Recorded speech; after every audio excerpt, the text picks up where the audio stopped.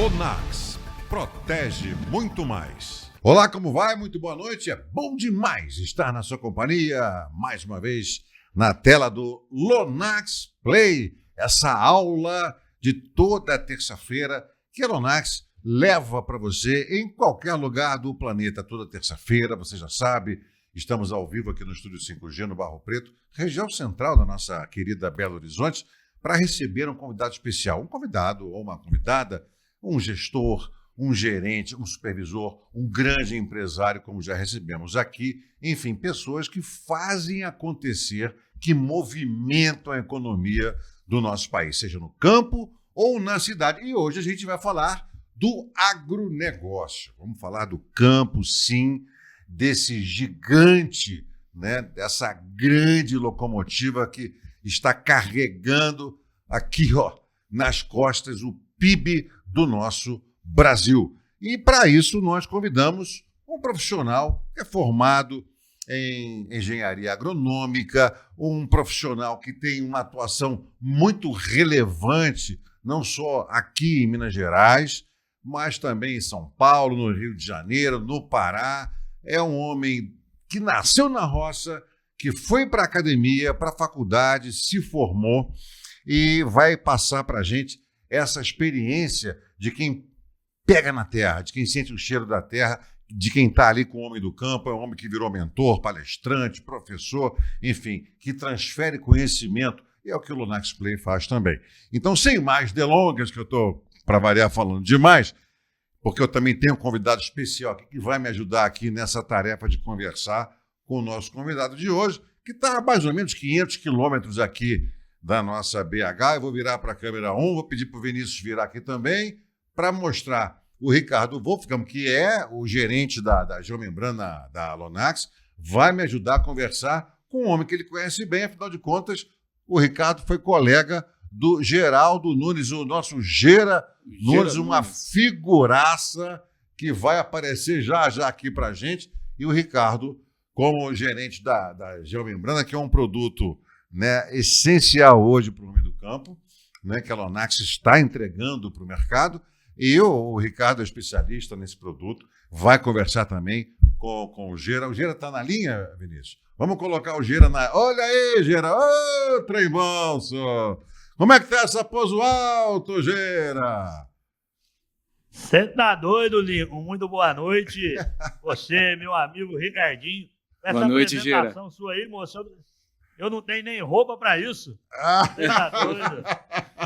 Gostei demais dessa apresentação. Um prazer estar aqui com vocês, podendo contribuir com esse podcast. Já acompanho o podcast desde os primeiros contatos aí que o Ricardo mandou para a gente, através de grupos do WhatsApp. Nós temos uns grupos aí de amigos de Viçosa, e poder estar aqui, poder contribuir, contar um pouquinho da história aí. E a minha história, a minha atividade, servir de ajuda para alguém aí nesse mundão do agro nosso, já está de grande valia. Muito obrigado pelo convite, viu? Ô, Gera, quem nasce em Pouso Alto, né? Quem nasce em Pouso Alto, pelo jeito, vê do alto, todo mundo, né? Tá pousado lá em cima, tá vendo lá do alto. O que o Geraldo enxergou, ainda jovem, aí na região, enxergou assim, para o futuro? Não, eu vou trilhar esse caminho aqui. Eu quero que você me conte aí para mim e para o Ricardo, que foi seu colega na faculdade, como é que começou esse projeto, né, de ser um homem ligado à agronomia, ligado ao campo, à produção rural, à pecuária, enfim. Como é que começou esse projeto na sua cabeça, Geraldo? Perfeitamente. De Pouso Alto para o mundo.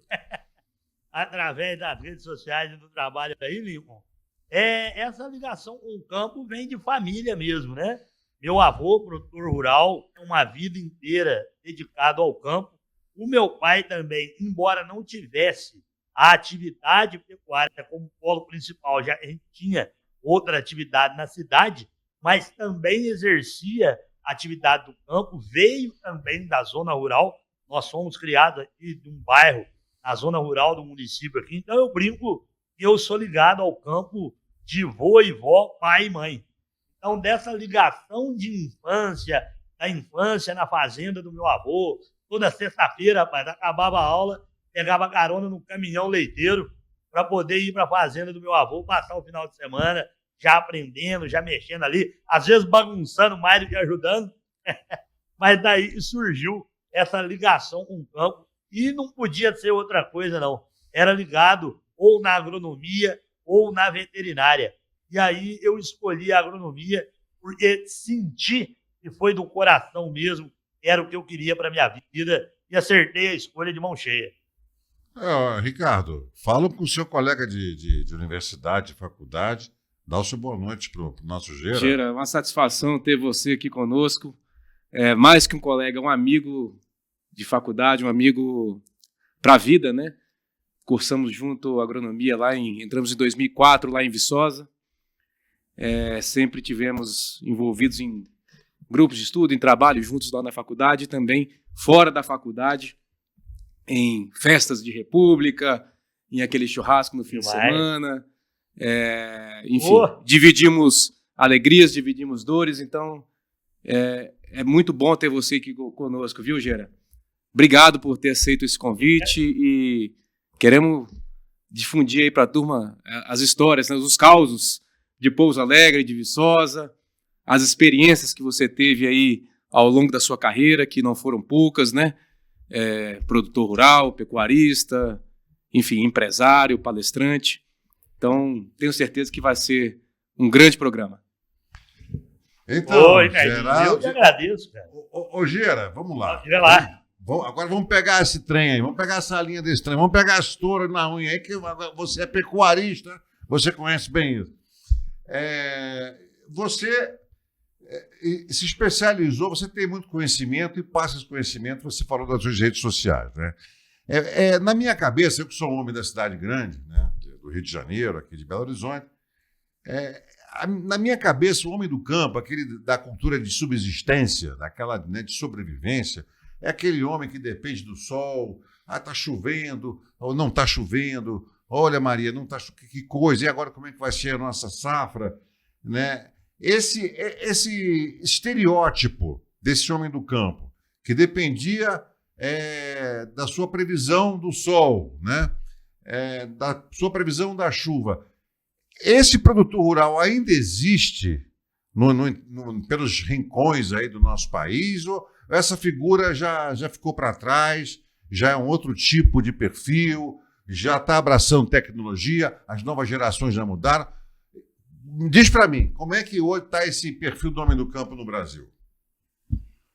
Ô, Lincoln, esse estereótipo aí, às vezes que o povo brinca do Jeca Tatu, né? Eu acho que esse estereótipo, o Brasil é um país muito grande, né? O agronegócio brasileiro é muito amplo, como você mesmo disse, nos rincões desse país aí, certamente você ainda vai achar esse estereótipo daquele produtor familiar, de subsistência, que produz para comer, né, e troca produtos. Isso existia muito, é muito comum, principalmente aqui na minha região. Isso acontecia muito. O cara, ele plantava um milho, trocava com o vizinho dele que plantava feijão. O vizinho que plantava feijão trocava com o vizinho que tinha galinha. E assim por diante, esse escambo, essa catira, que é muito tradicional no campo brasileiro aí, ainda acha. Mas é claro que é o seguinte, com o passar do tempo, com a modernização e principalmente com a competitividade que hoje é o agronegócio brasileiro, aquele produtor que quer viver da atividade, que quer ter a sua renda, que quer crescer, quer desenvolver, quer estudar os filhos, por exemplo, ele teve que mudar essa mentalidade, né? Ele teve que mudar pensando no seu agro, na sua atividade, como negócio, né? É uma coisa muito interessante que eu gosto de dizer, que quando a gente fala que atua no agronegócio, liga-se muito a grandes propriedades, a grandes culturas, a grandes estruturas. E não. E o pequeno, o médio, o grande produtor estão inseridos no agronegócio. Se você compra e se você vende alguma coisa ligada ao campo, você está inserido na cadeia do agronegócio. Então é errado pensar que quando se fala de agronegócio só fala em grandes fazendas, em grandes players. Não. Aquele produtor, por exemplo, eu estou aqui em Pouso Alto, uma região de uma bacia leiteira muito grande, e ainda existem produtores familiares que tiram ali os seus 200, 300, 400 litros de leite. Esse produtor está inserido no agronegócio. né? Ele vende o seu leite para o laticínio processa esse leite, produz o queijo sai daí de Pouso Alto e vai para toda a região, vai para outros estados e tem uma fama, porque o queijo mineiro realmente conquista o seu espaço. Então, o cara está inserido nessa cadeia. Então, esse produtor rural, ele tem sim de hoje abrir a mente, né? Pensar de uma forma diferente, competitiva, dar espaço muitas vezes para o filho que sai, vai fazer uma faculdade e depois volta querendo ajudar, querendo fazer com que a atividade muda e cresça.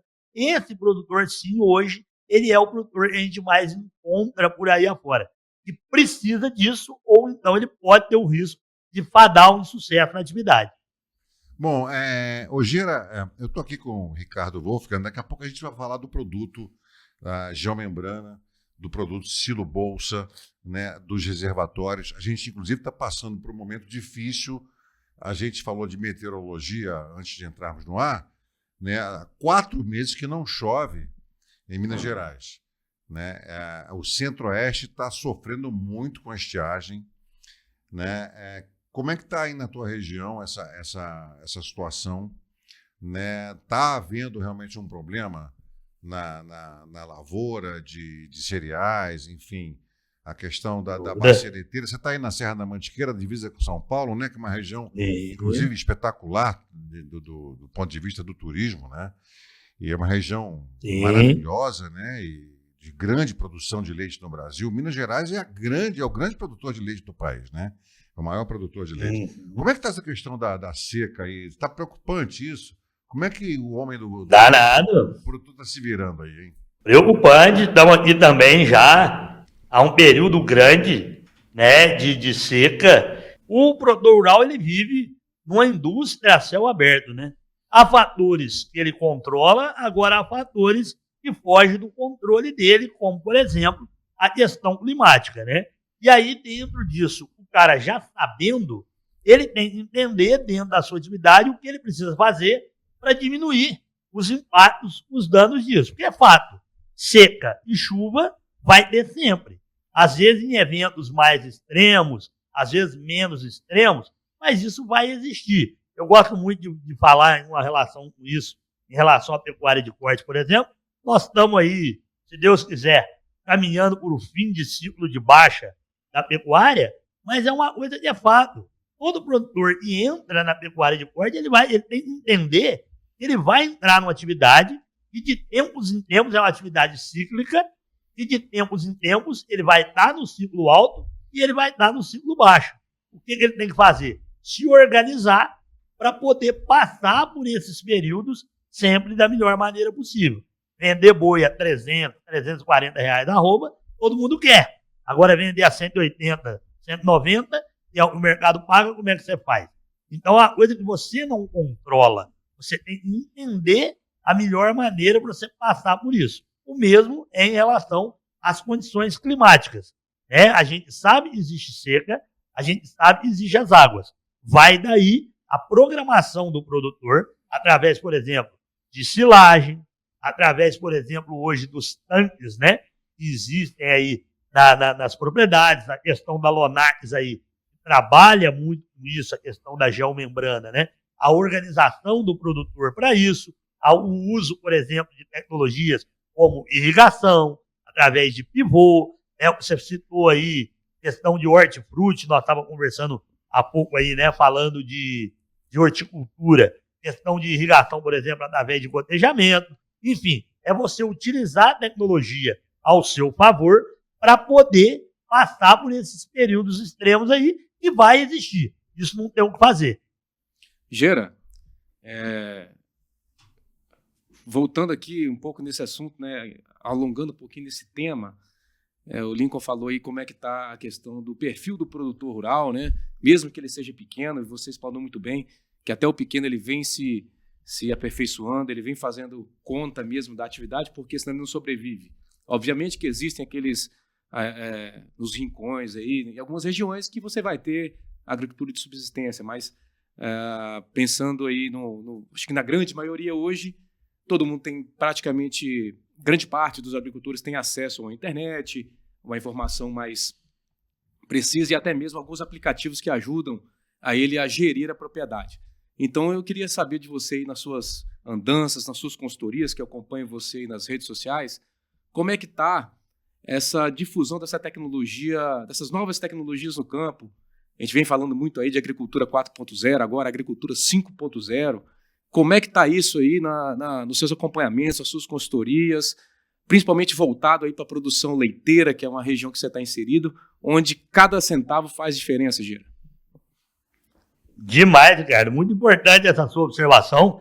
Você também, que corre esse Brasilzão nosso aí, sabe muito bem, né, a questão da implantação da tecnologia no campo. Eu acho que um ponto importante, quando se fala de tecnologia, assim como eu citei há pouco a questão do agronegócio, é entender o seguinte: tecnologia não é só para grande. Porque muitas vezes pode assustar falar de tecnologia, falar de aplicativo, falar de agricultura 4 ou 5.0, né? Pode assustar, mas não é. A questão é o seguinte: é o produtor saber que, seja ele pequeno, médio ou grande, seja ele na pecuária de leite, seja ele produtor de milho, silagem ou milho-grão, seja ele produtor de soja, enfim, em qualquer atividade, de qualquer tamanho, ele vai ter tecnologia para ele. Isso é um ponto importantíssimo, né? Aqui, por exemplo, você citou aí a pecuária de leite. Aqui, por exemplo, eu cresci, né, na fazenda do meu avô, vendo aquela história do cara ter que levantar 3h30, 4 horas da manhã para poder tirar leite, para às vezes botar aquele leite numa lata e botar dentro de um corgo para poder refrescar, porque o caminhão leiteiro ia passar 10, 9h30, 10 horas da manhã para pegar esse leite. Muitas vezes, se tivesse quente demais, azedava, tinha que jogar fora, perdia aquela tirada, aquela ordenha, né? Isso acontecia, e hoje não mais. Hoje o cara tem acesso a um tanque de contenção, seja qualquer volume. Então o pequeno produtor, ele tem acesso a esse tanque de contenção. Ele tem acesso hoje à tecnologia de ordenhadeira, seja de balde ao pé, seja através de fosso, né, o produtor de leite. Então não é desculpa mais para isso. E principalmente, ele consegue recurso através de linhas de crédito, né? Nós temos aí Pronamp, nós temos Pronaf, nós temos agricultura de baixo carbono, nós temos infinitas linhas de crédito de bancos públicos e privados que conseguem atender a esse produtor para que ele adquira essa tecnologia ao seu favor. Então, foi-se o tempo dessa história que eu contei, por exemplo, que eu vivenciei muito na fazenda do meu avô, hoje não precisa mais. Por exemplo, um tanque de contenção hoje, se o cara às vezes não conseguir comprar sozinho, a gente tem exemplos aqui de clientes nossos aqui no escritório, que juntou 3, 4, fizeram uma vaquinha ali, construíram um galpão, colocaram um tanque conjunto ali, em comum, todo mundo tira o leite, põe no tanque, aquele leite fica armazenado, dali 2 dias o caminhão-pipa vem buscar, o leite está tudo ok, está tudo certo, vai para a indústria e vai ser processado. Ou seja, está usando a tecnologia ao seu favor, independente, né, de pequeno, médio ou grande. Eu acho que não pode o produtor rural realmente ter repúdio a essa tecnologia, né? Aquele produtor cabeça dura, que a gente via muito no passado, esse produtor, ou ele vendeu a propriedade, né, ou ele passou, dividiu a herança e os filhos foram embora, ou esse cara que abriu para a tecnologia, que abriu a mente para isso tudo, ele, mesmo que ele tenha deixado a atividade, mas ele deixou a atividade para os filhos tocarem. Por conta disso. É o que eu vejo muito nessas andanças por aí. Gera, você quer fazer alguma pergunta? Quer fazer, Ricardo? Não, podemos seguir. Não, eu queria fazer uma pergunta para o Gera, porque a gente recebeu aqui recentemente, no Lonax Play, um produtor lá do Paraná, né? E ele contou que absorveu uma tecnologia preciosa na Itália, de como produzir bem, né, com qualidade e quantidade, tanto pimentão quanto tomate. Trouxe para o Brasil essa tecnologia e começou a produzir lá no sul, no Paraná, e produziu muito pimentão. Só que ele, depois que produziu o pimentão todo, eu não pensei para que eu vou vender o pimentão. Perdeu a produção, teve um prejuízo enorme. Então, na verdade, ele teve um aprendizado pela dor, né? Geralmente a gente aprende pela dor, né? Ou seja, ele não pensou num aspecto talvez não vou dizer o mais importante, mas talvez um dos mais importantes. Produziu muito bem, um pimentão espetacular, uma produtividade incrível, com o conhecimento que você se referiu, Gera. Mas ele não calculou para onde vender, quais os canais de venda, para quem eu vou vender essa produção. Isso não tem mais cabimento, né, Gera? De jeito nenhum. Isso aí, nós falamos, ele usou a tecnologia ao favor, mas faltou o fora da porteira. Eu costumo dizer sempre o seguinte, o produtor, dentro da porteira, ele domina a atividade, né? Mesmo diante de fatores climáticos, nós falamos aí, né? Gosto muito de falar que o agronegócio é uma indústria a céu aberto, então muita coisa foge do controle, mas, mesmo diante disso, o produtor, ele domina da porteira para dentro. Essa questão, pelo que você está citando, faltou o cara aí observar da porteira para fora. Que é o seguinte, não basta produzir, você tem que saber para quem você vai vender. Então, antes de iniciar a atividade, deveria ter feito um estudo de mercado, né? Para quem ele vai vender a produção de pimentão dele, né? Se ele vai vender direto, se ele vai vender para um atravessador, e esse atravessador vai levar para um centro de distribuição, né? Se talvez, por exemplo, outras culturas, como por exemplo morango, que tem crescido muito aqui na nossa região, você vai processar esse morango de alguma forma ou de outra, ou você vai vender in natura, o fruto de mesa, entendeu? Então, é um estudo de mercado. E antes de você produzir, é saber para quem você vai vender. Porque aí você fazendo essa logística reversa aí, com o perdão da palavra, não é logística reversa, o conceito de logística reversa não é bem esse, mas antes você faz essa logística reversa para entender, para justamente não acontecer esse problema de você lotar um barracão aí sem saber para que vende. Outro dia, um exemplo bacana que me veio disso, outro dia atendemos aqui para um produtor para gerar uma planilha de crédito rural para ele, produtor de truta aqui na região. Ele tem uma fruticultura gigante. Ele produzia muito e não tinha como processar essa truta, porque tinha que tirar ela daqui. Essa truta, se eu não me engano, ia para o Rio de Janeiro para poder ser processado lá. E nessa de sair daqui e ir para o Rio, perdia muito, deteriorava, caminhão às vezes estragava, tinha que ser caminhão refrigerado, aquele negócio todo. O que ele fez? Ele criou um frigorífico. Dentro da fazenda dele, ele tem os poços de truta, os poços de alevino, e ele já também abate. O que ele faz agora? Ele produz a truta, o filé ou a truta inteira, em bandejinhas, tudo direitinho, processadinho, devidamente certificado, homologado pelos órgãos competentes aqui, né, através de selo de inspeção federal, enfim, atendendo, né, as legislações que são necessárias nesse sentido, e hoje ele vende essa truta dele já processada. Então, quer dizer, ele entendeu o mercado dele, existia um problema, né, que era vender essa truta aí inteira, sem limpar e tal. Hoje não, hoje ele entendeu o mercado e passa isso, e tem um mercado muito grande, indo inclusive para o sul do país.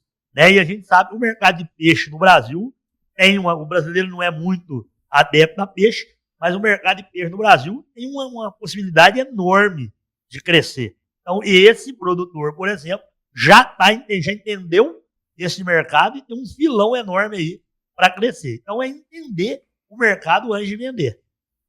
Gera, falando um pouquinho agora do Gera Nunes Pecuarista, eu sei que você cria lá um gado de corte, de alta qualidade, e você tem a sua marca própria lá dos seus cortes, né? A Tijuco Bife, não é isso? Essa aí. E onde você está agregando valor ali, em parte da sua produção, obviamente que não é a produção toda, né? Mas parte da sua produção você agrega valor, e isso também é importante, né, Gera, para se diferenciar no mercado e você conseguir acessar mercados que você, vendendo ali os cortes comuns, mais, vamos dizer assim, chamar dessa forma, né, mais comumente, os quartos, né, do boi, você consegue fazer um fracionado, algo que você agrega valor. Fala um pouquinho dessa mudança aí que você implementou lá na fazenda. Rogerinho, o Tijuco Bife surgiu, rapaz, através de uma brincadeira, entendeu? Entre amigos aqui, que o pessoal falava que toda vez que vendia, eu não arrumava nada para ninguém, ninguém comia uma carne e tal. E aí, com um primo meu aqui, que tem alguns açougues na cidade vizinha aqui, na brincadeira ele me disse, pô, Gera, vamos dar uma ajeitada nisso?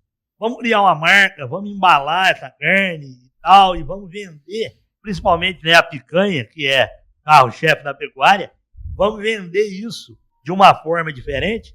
Então, através dessa, surgiu uma brincadeira entre amigos, a gente resolveu apostar. É claro, é um projeto que ainda engatinha, é um projeto que ainda não tem, vamos dizer assim, a quantidade que eu gostaria que tivesse para poder ter uma constância de fornecimento no mercado, mas é um projeto que está andando. E a ideia é fazer com que ande isso. Então, justamente com essa questão da agregação de valor. Né? Não é simplesmente vender o boi para o frigorífico e abater. E vender ali tudo que tiver, porque do boi só não aproveita o berro. Né? Então, não é só isso. É poder ali produzir. Então, o meu primo, eu vendo para ele mata, ele leva com o frigorífico, mata, desossa, volta com a carcaça e ele faz os cortes. Então, nessa de fazer os cortes, quando eu vendo o gado para ele, a gente procura fazer esses cortes selecionados. Agrega para mim e agrega para ele. Bom, ele vai fazer a venda direta, né? E agrega para mim que eu consigo, com isso, buscar produzir um gado de melhor qualidade. É um projeto pequeno, é uma coisa que, como eu disse, surgiu de uma brincadeira, mas a tendência é buscar profissionalizar cada dia mais, tecnificar cada dia mais, para poder ter uma escala de produção desses animais, né? Inclusive fornecer para ele e, com isso, atender o mercado que ele também busca. Então, estamos engatinhando, a marca foi criada, né? O Tijuco Preto, Pecuária de Corte e a Tijuco Bife, buscando, por exemplo, com isso, a melhoria do gado também, né? Eu vim dessa herança do meu pai na pecuária de corte. Hoje a gente busca ter um gado mais selecionado, animais castrados, abatido mais jovem, muitos agora, inclusive, tratado na seca, intensificando a produção, e com isso eu consiga oferecer para ele um boi de melhor qualidade e ele produzir uma carne também de melhor qualidade. Gera, aproveitando esse assunto, né, para você ter uma carne de qualidade, um animal de qualidade, você precisa de ter ali uma dieta bem balanceada, com proteína, enfim, com sais minerais e também do volumoso. Você precisa de um fornecimento do volumoso também, que é importante para os ruminantes. Como você faz na época seca aí na região, igual a gente está passando, como o Lincoln falou, 126 dias de seca aqui próximo a Belo Horizonte região, aí eu também creio que esteja bem seco. Qual é a estratégia que o produtor rural tem que ter para superar esses períodos, como você mesmo falou no início, né, de seca, de excesso de chuva muitas vezes? O que se faz na pecuária para conseguir tocar aí e ter volume, né, suficiente de material, desse material aí para os ruminantes? Sem dúvida nenhuma, né, Nerdinho? A gente tem que ter, nós estamos falando muito aí da questão da tecnologia, né? É o produtor aderir à tecnologia do seu nível, do seu tamanho, para poder produzir e passar por períodos de dificuldade como essa. A grande, para nós aqui, pequenos, médios produtores, a grande pegada é a silagem. Né? É a produção de silagem para fornecimento a esses animais nesses períodos de seca. Seja de uma maneira confinada, no frigir da palavra mesmo, seja semi-confinado, leite ou corte, né? A produção de silagem. E aí, pegando, inclusive, o gancho de vocês aí da Lonax, né, que produzem esse tipo de material, produzem lona, geomembrana, por exemplo, é a questão disso, é usar a tecnologia ao seu favor. Produzir um milho de qualidade, sementes certificadas, toda a questão de manejo, dados culturais, para conseguir um bom volume de silagem. No volume de silagem, saber as questões do ensilamento, né, para poder depois armazenar e ter uma silagem de boa qualidade para esses animais, para que ela possa ser usada agora nesse período de seca e supra as necessidades nutricionais aí, seja para o leite, seja para o corte. Deixa eu fazer uma intervenção aqui, Ricardo, Gira. A gente estava falando sobre essa imagem que muita gente da cidade tem do homem do campo, né? O jeca, tatu, né? Mastigando um pedacinho de capim de um lado, olhando para o céu, eu acho que vai chover, aí né, vê o vento e tal. Né? Que eu acho que é uma imagem que ficou para trás. E a gente, um dos pontos aqui da nossa entrevista de hoje, Gera, é das oportunidades profissionais na área da produção rural. Então, qual é a demanda hoje que esse produtor aí que está ansiando por tecnologia, que precisa de conhecimento, quais são os profissionais que esse produtor está procurando? Quais são as oportunidades de trabalho hoje para jovens brasileiros que querem ingressar nessa atividade profissional do campo brasileiro? Lincoln, as oportunidades são enormes, são gigantescas. Né? Esse agronegócio brasileiro, ele é gigantesco e eu costumo dizer que ele não tem limite. Né? Porque nós estamos num país, por exemplo, se a gente pegar aí, vamos falar assim, nós temos um país que produz o que o Brasil produz e que preserva 64% da sua mata nativa. Então, ainda tem muito para crescer, consequentemente, gera-se muita oportunidade. Mas o profissional que eu vejo hoje, que demanda muito no campo, é o profissional multidisciplinar. Não é o cara que seja o, vamos dizer, o sabe-tudo. Não é isso. Mas é um pouquinho de cada coisa. É interessante que esse profissional saiba para que ele se desenvolva nessa atividade. As oportunidades são gigantescas. Né? Eu costumo dizer, ontem, inclusive, né, assistindo a um podcast de vocês aí na terça-feira, estava se falando sobre o vendedor. E no agronegócio tem muito disso. Na minha época, o Ricardo bem sabe disso, nós formamos aí há 15 anos atrás. Na época nossa ainda existia um preconceito, um errado preconceito, vamos deixar isso bem claro, né? E de dizer que o cara estudava 5 anos e meio na universidade federal, por exemplo, para virar vendedor. Como se isso fosse uma coisa negativa. Claro que não. O vendedor também ele faz parte dessa cadeia produtiva do agronegócio e ajuda a desenvolver. Esse vendedor de hoje, ele tem que ser muito mais do que um tirador de pedido. Esse vendedor de hoje, ele tem que entender um pouco de direito agrário, ele tem que entender um pouco de direito ambiental, ele tem que entender muito, das questões climáticas, ele tem que entender muito de gestão de pessoas, porque cada dia é meio que consenso entre profissionais atuantes nesse agro aí, a dificuldade que se tem com gestão de pessoas, a dificuldade de mão de obra no agronegócio brasileiro, seja para o pequeno, para o médio, para o grande. Então, esse cara que entra no mercado hoje, ele precisa saber disso.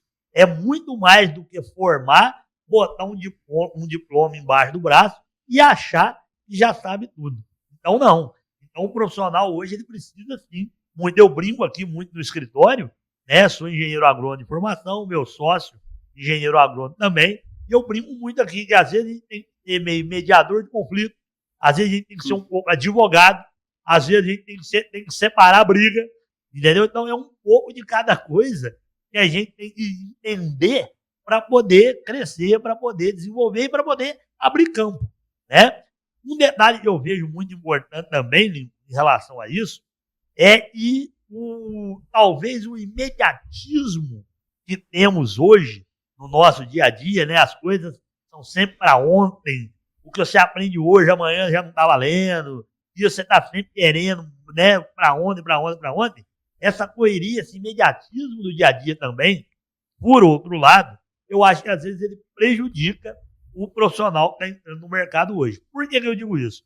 Eu digo o seguinte, muitas vezes esse recém-formado, esse profissional que está entrando no mercado, ele não é que ele esquece, mas ele talvez acha que ele não tem que passar pelas etapas dos processos profissionais que acontecem com todo mundo. É aquele degrau diariamente. É não dar o passo maior do que a perna. Muitas vezes a gente vê aí que o cara sai recém-formado da universidade e já quer virar CEO de uma multinacional. Não é bem assim.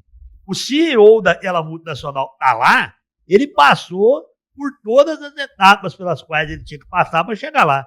Ele não chegou lá de graça. Ele não chegou lá do dia para a noite. Eu costumo dizer nas apresentações, nos papos que a gente tem por aí, que o sucesso do dia para a noite demora 30 anos para acontecer.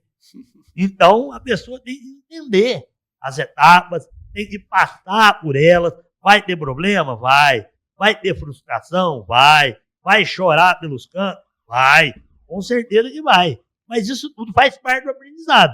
É isso aí que vai dar a bagagem, é isso aí que vai dar aquela casca mesmo para você poder crescer na vida. Eu vejo também que falta isso, às vezes, para o profissional no agro aí. Ou o cara finge que não quer, ele já quer chegar chegando. Não é bem assim.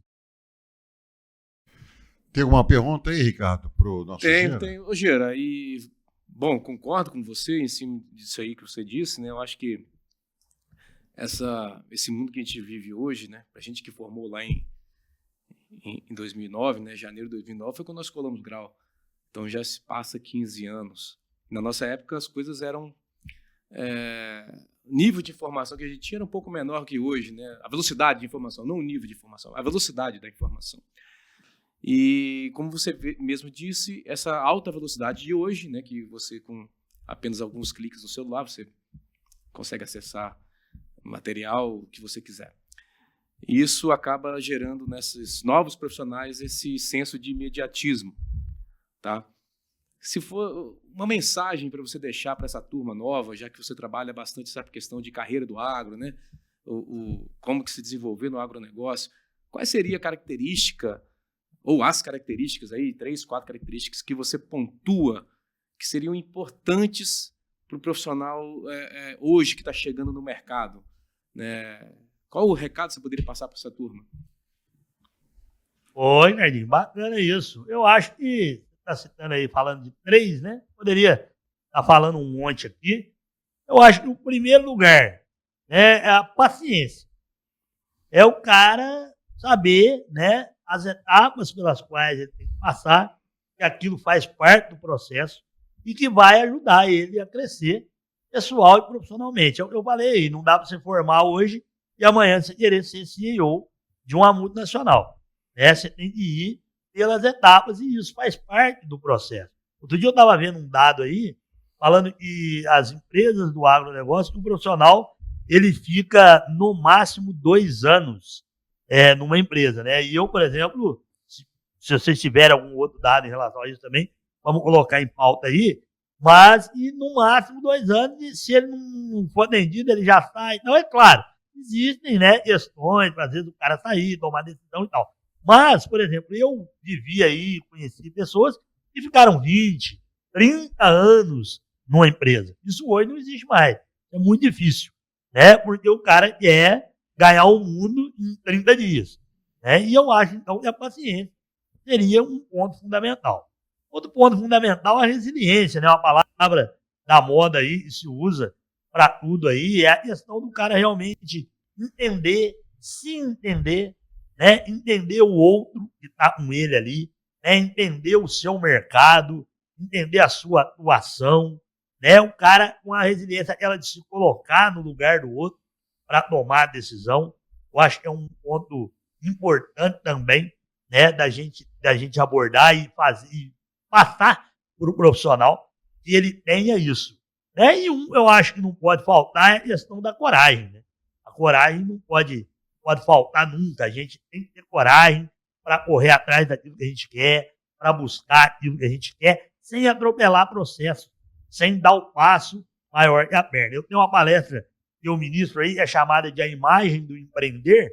É uma palestra que a gente fala de empreendedorismo e serve. Ela é focada para o agronegócio, mas ela também pode ser aplicada a outras áreas de atividade aí. E uma das imagens que eu tenho nessa palestra é um cara subindo uma escadaria de vários degraus, e eu gosto de citar sempre isso.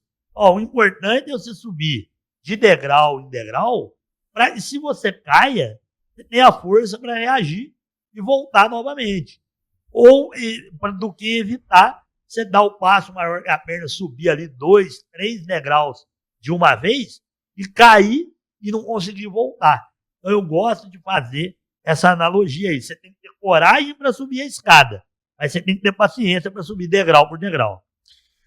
Gera, a gente fala em produção rural, a gente fala em Pecuária, que é o seu caso hoje, né, que você está dedicando à pecuária de corte, a gente fala de piscicultura, que está crescendo demais no Brasil, com a tilápia, que é a rainha da piscicultura no Brasil, a tilápia, tá? Frutas, verduras e legumes. A gente fala de cereais, de grãos. Para quem quer empreender no agronegócio, desses 5 que eu citei aí, qual é o melhor? O que está dando mais? Para falar um termo português que todo mundo entende, para falar que dá mais, né? O que está dando mais? Que é um termo até que se usa na agricultura. Em que linha você seguiria aí? O que você diria para mim assim? Olha, eu quero investir numa dessas 5 áreas aí. Qual é a área que está dando mais retorno? Não, eu acho que se eu fosse puxar a sardinha, eu ia falar para você da pecuária de corte. Né? Nós estamos, por exemplo, num ciclo de baixa, aí, se Deus quiser, finalizando o ciclo de baixa na pecuária, e o melhor momento para entrar no mercado é agora. É você entrar na baixa.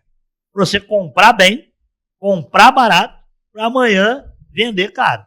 Então é saber entrar agora para comprar. Está no limite da entrada no ciclo aí para quem quer investir na pecuária. Semana passada mesmo, falando com um amigo aqui em relação a isso, que está entrando na atividade, eu falei isso para ele.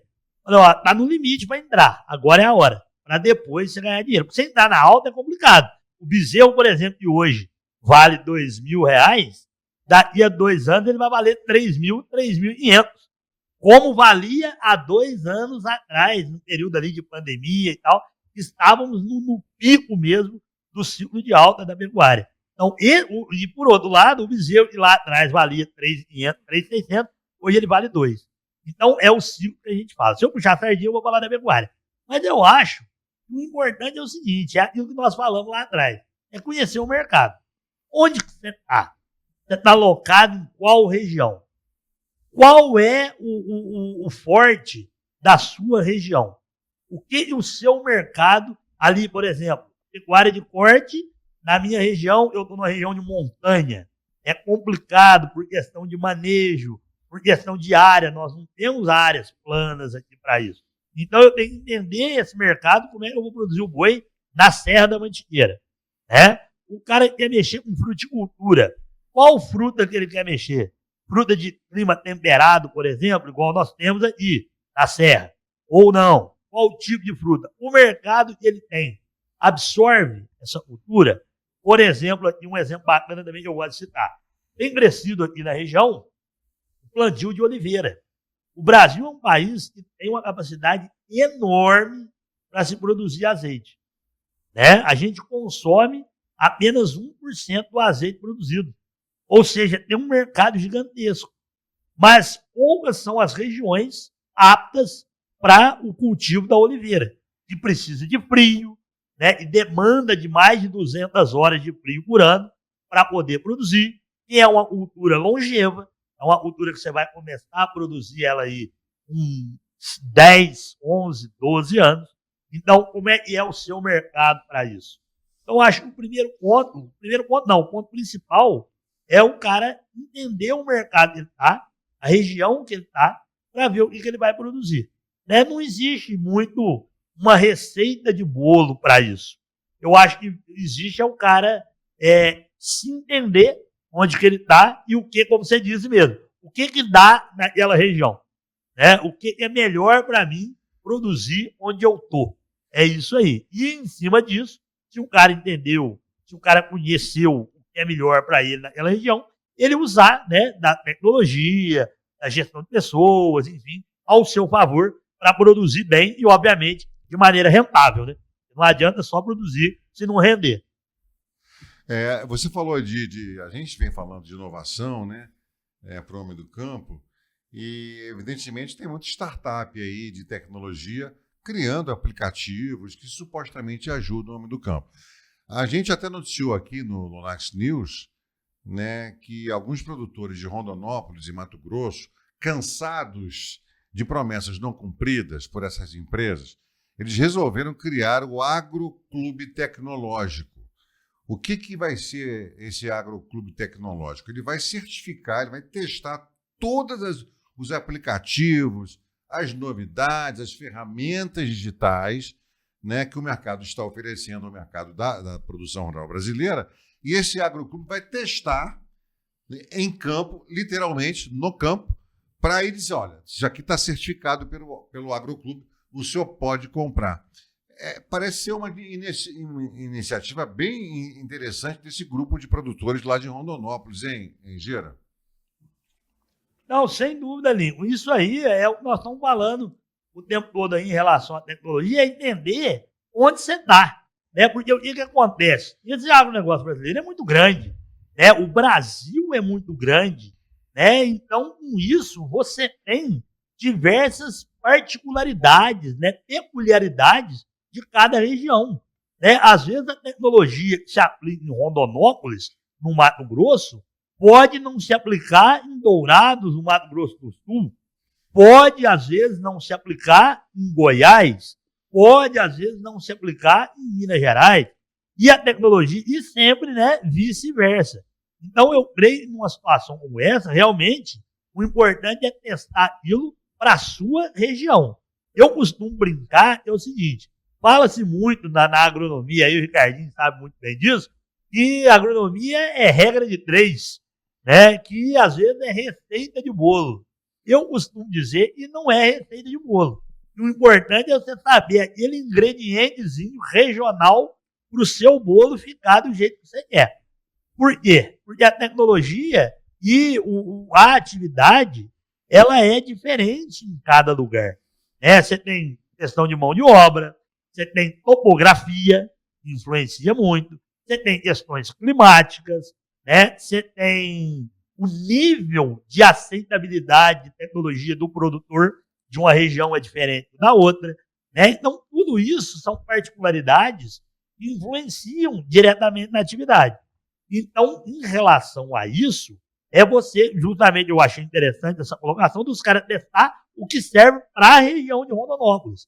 E pode ser que não sirva, não sei, estou falando aqui bem por alto, né? Não tenho conhecimento desse caso, mas estou falando por alto, citando exemplo, pode ser que o que não sirva para a região de Rondonópolis não sirva para a região de Cuiabá, vamos dizer assim, né? Dentro do mesmo estado.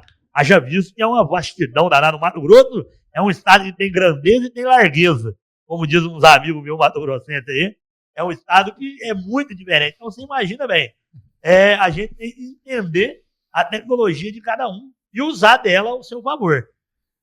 Ô Gera, pegando o gancho nessa pergunta do Lincoln, que foi dessa colocação do Lincoln, foi bem interessante, me fez lembrar aqui, e algo que eu já vivi, você também creio que vive direto aí, né? Nos últimos, 5 anos, eu acredito, muitas startups mesmo surgiram, Lincoln, e parecia que estava solucionando o problema, né? Que tinha uma bala de prata que resolveria todo o problema da agricultura ou do agricultor. E acho que faltou um pouquinho para essas startups, para essas empresas de tecnologia, a vivência do agronegócio. Entender o que realmente serve para aquele produtor ou para aquela região. E que os produtores não são todos iguais, o nível tecnológico deles não são todos iguais, logo, você não pode pegar uma tecnologia que pode ser muito boa, tá, Gera? Não estou falando que é ruim, ela pode ser muito boa, mas não se aplica para aquela região ou para aquele produtor com aquele nível tecnológico. Então, acho que faltou um pouquinho desse refino e também dessa expertise aí de tentar de entender o que realmente cabe na agricultura. Entendeu? Ricardo, excelente a sua colocação. É isso mesmo. É a questão da aplicabilidade. Eu costumo dizer também o seguinte, tem muita gente aí querendo inventar a roda. A roda já foi inventada há muito tempo. Você precisa fazer a roda girar conforme a sua demanda. Ninguém vai inventar a roda já foi inventada. Então, é o que eu também vejo em relação a algumas startups, algumas tecnologias. Como você falou aí, eu concordo plenamente. Não estou dizendo que não dá certo, não estamos dizendo que é errado. Mas temos que dizer e tem que entender a aplicabilidade. E às vezes aquilo que serve numa startup aí no São Pedro, em BH, não serve lá em Rondonópolis, no Mato Grosso. Não é isso? O São Pedro aí é o São Pedro Vale, não é isso? Eu estou falando besteira, mas é isso mesmo, né? Então, numa startup aí no São Pedro, pode ser que não valha ou não se aplique à tecnologia do agro lá em Rondonópolis. Ou pode ser que se aplique aí numa região próxima de BH aí. Então isso é muito importante entender. Eu acho que, às vezes, eu falo o seguinte, essa questão de aplicativo, eu brinco, tem um amigo meu, eu brinco muito com ele tem um aplicativo que diz quanto de água ele tem que tomar no dia. Né? Ele tem ali a localização, né, no celular, a atividade que ele está desenvolvendo ali, se ele estiver a campo, se ele estiver dentro do carro, dentro do computador e tal, o aplicativo já vê a temperatura do local e diante do que ele está fazendo, onde ele está, a umidade do ar, aquele negócio todo, diz a ele que quantos litros de água ele tem que tomar por dia. Eu brinco muito isso com ele, porque eu falo o seguinte, cara, tomar água é tão vital. A gente precisa de aplicativo para tomar água, pelo amor de Deus. Não é assim, né? Na minha opinião, tá?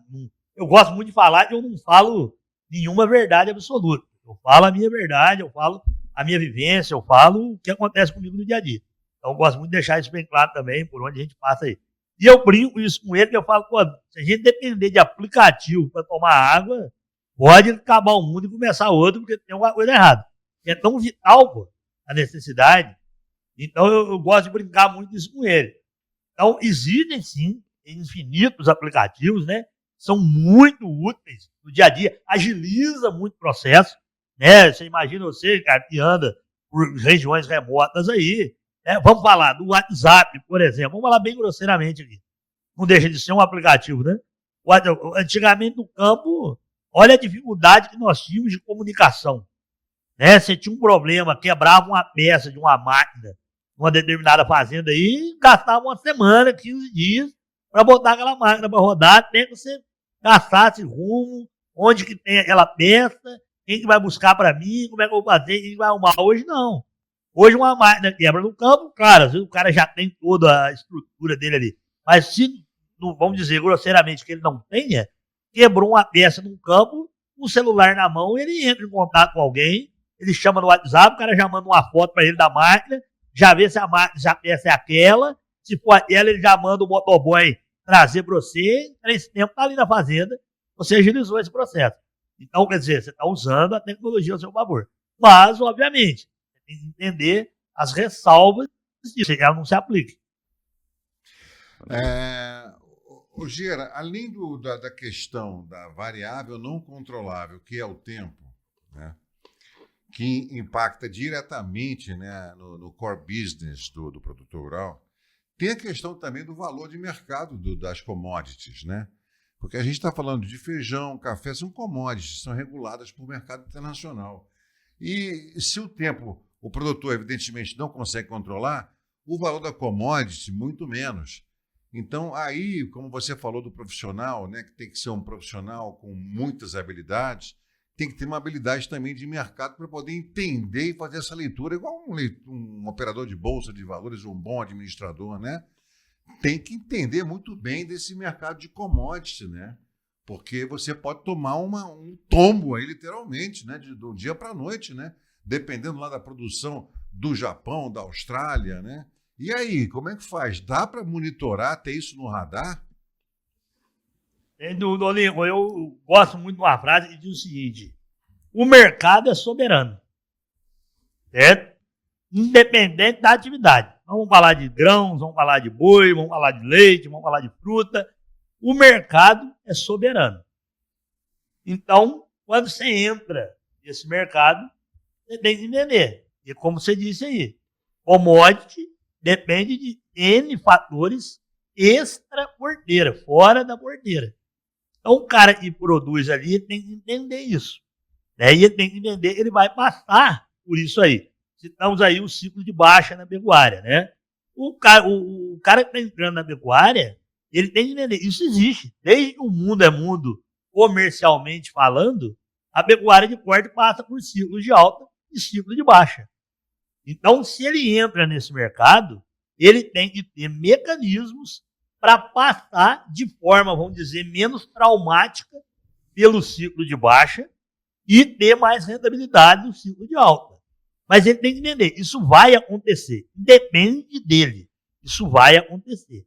Problemas, por exemplo, climáticos, como nós falamos. Vai existir problemas climáticos. independente do seu tamanho, independente se você queira ou não. Qual o mecanismo que, de repente, você tem para controlar isso?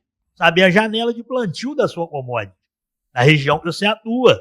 Né? Então, você tem aquele período que você tem que plantar dentro daquele período para você colher dentro de um período determinado, onde você corre dos problemas que podem vir a acontecer em relação, por exemplo, ao clima, ou excesso de chuva, ou falta de chuva. Né? É uma tecnologia. O boi hoje, por exemplo, a gente fala muito do boi a termo. É você amarrar o boi, para quem vende na bolsa, por exemplo, né? Através de bolsa de valores, o cara faz o boi a termo. Ele, antes dele vender, ele vai pôr um gado em confinamento, ele sabe que daqui a 100, 110, 120 dias, ele vai ter o boi para vender, então ele sabe, ele pode fazer uma estimativa do mercado dele para daqui a 120 dias, por quanto ele vai vender esse boi. Ele consegue fazer o boi a termo, amarrar o preço disso aí, entendeu? Há essa possibilidade. Então, mecanismos existem. São formas, né, de ajudar, talvez, a amenizar essas dificuldades. Nós falávamos aí antes, em off, aí, né? Você imagina bem, falamos da guerra da Ucrânia e da Rússia aí, o qual ela influenciou no mercado do milho e do trigo no Brasil. Então, você imagina que eu, em Pouso Alto, no sul de Minas, um pequeno produtor de leite, em que a ração dele aumentou o custo por conta da guerra da Rússia. Olha para você ver bem, como é que você imaginava isso?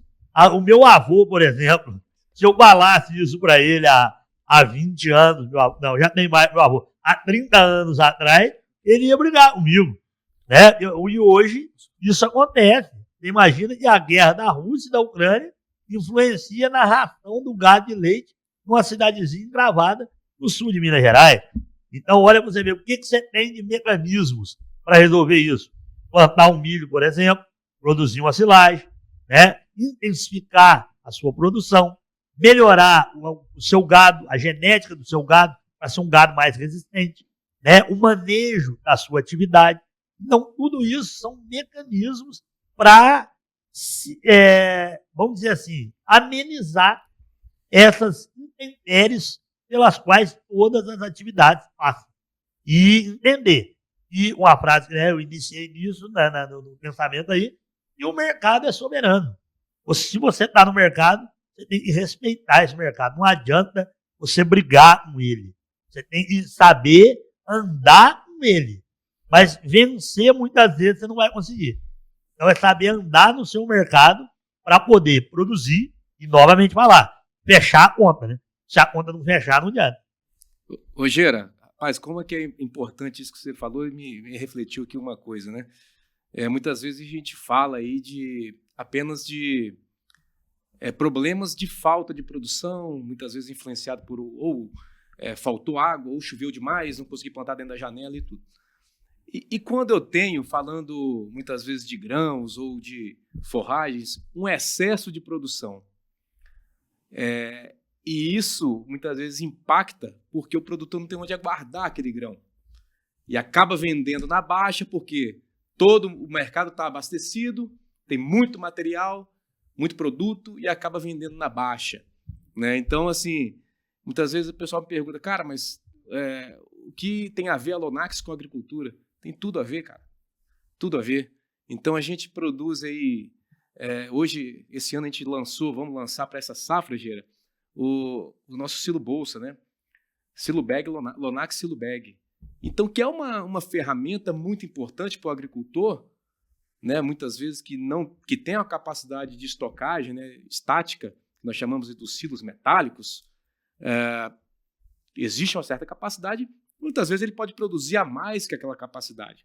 Hoje, estava pegando um dado da Conab, a gente tem 100 milhões de toneladas aí que ficam, vamos dizer, boiando aí, sem lugar onde botar, cara, no Brasil. Entendeu? E a Silo Bag, ela vem com essa estratégia de você poder armazenar isso por até 24 meses, esse produto, esperando um ciclo de alta, como você mesmo falou, e eu poder vender meu grão, minha produção, com preço melhor, cara. Então, isso faz parte também da estratégia que você estava dizendo aí mais tarde, entendeu? Dizendo antes, né? essa estratégia. E eu entendo que o nosso produto, muitas vezes, ele não está antenado nisso, Gera. Então, que recado você pode deixar aí para a gente quanto a isso? Ricardo, excelente essa sua colocação aí. É igual você falou, se nós formos pensar que todo produtor precisasse montar os silos metálicos, né? É uma estrutura grandiosa, onerosa, que demanda tempo a ser construída, demanda toda uma engenharia para isso. Muitas vezes isso pode ser demorado, né? Dentro das vezes, como a gente falou mais cedo aí, do imediatismo que a atividade precisa. E você tem uma tecnologia de um silo bag, como você citou aí, que a Lonax oferece, e esse silo bag é a tecnologia usada a favor do produtor. Então a gente está batendo muito nessa tecla da tecnologia aí para mostrar exatamente isso, né? Existem tecnologias práticas, rápidas, ou mais rápidas, menos demoradas, vamos dizer assim, e principalmente que trazem solução para o produtor, para que ele armazene, né, o seu grão, a sua silagem e tal, e utilize ou venda numa hora oportuna. É realmente sabido aí pela gente que anda um pouco aí que a perda do Brasil com grãos é imenso por não ter onde armazenar. Né? Então você imagina bem num país como é o agronegócio brasileiro, a gente passar por problema de armazenar. Isso é um negócio básico, né, cara? Como é que você vai produzir e não tem onde pôr? Não tem jeito, como é que faz isso? Então você tem que buscar tecnologias para você produzir, ou você vai consumir ali, vai vender ali, ou você armazena por um determinado período, né? Ou para o seu uso, ou para a sua venda. Você que é do café aí, cara, né? Muito bem sabe disso. A armazenagem do café. E aí o café consegue, né? Vamos dizer assim, acompanhar esse mercado para você ter o grão quando ninguém tem, você vende e ganha mais por isso. Né? Então, é muito importante a armazenagem do café em relação a isso. Olha o que a armazenagem leva a um mercado mais rentável. Então, sem dúvida nenhuma, com as tecnologias aí, o silo bag é uma tecnologia importantíssima. As lonas, por exemplo, nós falamos da silagem mais cedo aí. Você vai produzir a silagem ali em janeiro e fevereiro e vai utilizar ela em julho, agosto, quer dizer, 4 meses depois ali, 5, 6 meses depois, produzir em fevereiro, usar em agosto, né? 6 meses depois ali. Então, um produto de qualidade que faça uma armazenagem segura e principalmente faça com que o produto armazenado mantenha, né, as características originais dele ali, umidade, né, e os índices, né, que tem que ter. Maravilha, Gera. Gera, você reparou qual é o slogan da Lonax? Lonax protege muito mais. E o que tem no final? E ponto, meu amigo. Então, o Lonax protege muito mais e ponto. Entendeu? Cara, é fantástico esse slogan, né, Lincoln? É verdade. E, bom, e com esse slogan, Gera, e a gente conversou sobre esse agronegócio espetacular, que eu estava vendo números aqui do CPEA de 2024, o agronegócio brasileiro, no primeiro trimestre de 2024, já girou 2,45 trilhões de reais, tá? Só no primeiro trimestre de 2024, para vocês terem uma ideia do tamanho do agronegócio. No ano passado chegou a 24% do PIB brasileiro. Este ano deve ter uma queda um pouco, a previsão é de 21%.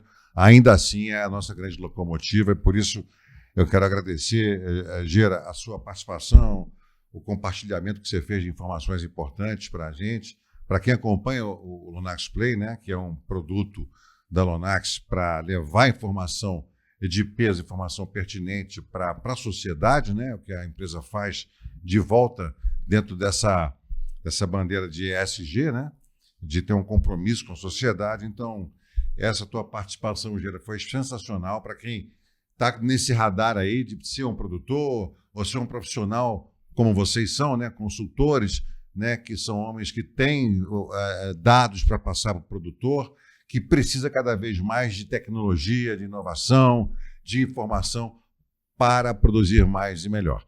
Então, eu queria que você desse um último recado, uma palavrinha final, como eu costumo dizer, Gera, aí para esse estudante, para esse profissional jovem que está entrando nesse mercado, para esse homem que quer produzir, quer produzir na pecuária, na agricultura. Qual é o recado que você dá para essa pessoa, Gera? Ô, Lincoln, uma coisa que eu gosto muito de falar é a questão da força e da fé. O produtor rural, eu gosto muito de ver isso. E quando eu falo de fé, eu não falo de religião, tá? Eu falo daquela energia positiva, aquela coisa que toca o cara para frente. E uma coisa que eu acho que é consenso. Você não conhece um produtor rural que não fale de Deus. O produtor rural, ele é muito religioso, ele é muito temente a Deus, e essa fé toca ele muito para frente. Seja a religião, não estou falando mais uma vez, eu repito. Quando eu falo de fé, eu não falo de religião, cada um processa a sua religião. Mas a fé, ela é consenso no produtor rural. E é essa fé que faz ele enfrentar todos esses desafios pelos quais a gente falou aqui, e o cara segue em frente muitas vezes, por mais que tinha muita coisa contra, mas o cara segue em frente. Então, o cara ter essa força, ter essa fé para seguir sempre em frente e fazer essa produção, essa produtividade desse setor importantíssimo que é o agronegócio brasileiro. Se o campo não planta, a cidade não janta. Essa é uma frase fundamental e nós precisamos fazer divulgar. Esse produtor rural brasileiro, e muitas vezes é desrespeitado em grandes centros, é desrespeitado por mídias aí, que a gente vê, rede social, por exemplo, que vive atacando o agronegócio brasileiro. Esse produtor é o que está produzindo lá no rincão desse país e está fazendo a comida chegar na sua mesa ali 2, 3, 4 vezes por dia para você se alimentar. Eu tenho um adesivo no meu carro, tem esse adesivo. Se você almoçou hoje, agradeça ao produtor rural. Então, no meu carro tem esse adesivo. E é uma coisa que eu levo para mim, que eu nasci nesse meio, me criei, me tornei profissional nesse meio, atuo nesse meio, e muitas vezes eu vejo inverdades a respeito desse produtor, como você mesmo disse aí, de números gigantescos para a economia brasileira, para a produção de alimentos. E nós só não passamos fome porque nós temos produtor rural. Me lembro rapidinho aqui de um dado da pandemia. Quando surgiu a pandemia, aquilo assustou o mundo inteiro. E como é que vai bater? Como é que vai produzir? Como é que vai ser? Estava todo mundo perdido. Se não me falha a memória, teve uma entrevista da ministra na época, Tereza Cristina, dizendo que se parasse inteiramente a produção brasileira de grãos, nós tínhamos aí em torno de 7 anos de alimento no país. Se não me falhe a memória. Então imagina bem. Se nós tínhamos essa segurança alimentar, é porque o produtor, ele está ali na luta dele diária. Então o cara tem que ter essa fé para passar por esses intempéries, para enfrentar essas dificuldades, o foco, né? A cabeça aberta. Muitas vezes a gente vê muito aí, o produtor ainda tem um certo receio com a tecnologia, né? Um certo receio a abrir a mente, mas o cara ter a cabeça aberta e ele se inserir nesse mercado e saber que ele está produzindo um alimento, coisa maior no mundo, né? Coisa mais bela do mundo é o cara produzir um alimento. Quando a gente vê de dificuldade aí em outros lugares por falta de alimento. E o produtor rural, ele produz um ouro, que é o alimento. Então, isso é muito importante. Então, o cara entrar nessa atividade, ele tem que entender que ele produz um ouro e o quanto isso vale, e o quanto isso é importante para a vida dele. Obrigado pela mensagem final. É o ouro essa mensagem. Muito obrigado pela sua participação. Gera direto aí de Pouso Alto, a 500 quilômetros aqui de Belo Horizonte. Muito obrigado pela participação. Agradeço também a participação aqui do Ricardo, gerente da Geomembrana Lonax, pela participação valiosa. E não se esqueça, inscreva-se no canal. Opa, aqui inscreva-se no canal. Toda terça-feira é isso. O Brasil alimenta o mundo. E o Lonax Play alimenta você com informação. Porque melhor do que o alimento, né, tão bom quanto é a informação. Porque com informação, como nós discutimos aqui hoje, né, você produz melhor, você tem mais rentabilidade, você vive melhor. A informação é uma tecnologia maravilhosa. É isso que o Lonax Play faz por você. Não perca, inscreva-se no canal. Uma ótima semana. Terça-feira, 8 em ponto. Com toda certeza, é aqui que a gente se vê. Saúde e paz. Até semana que vem. Tchau.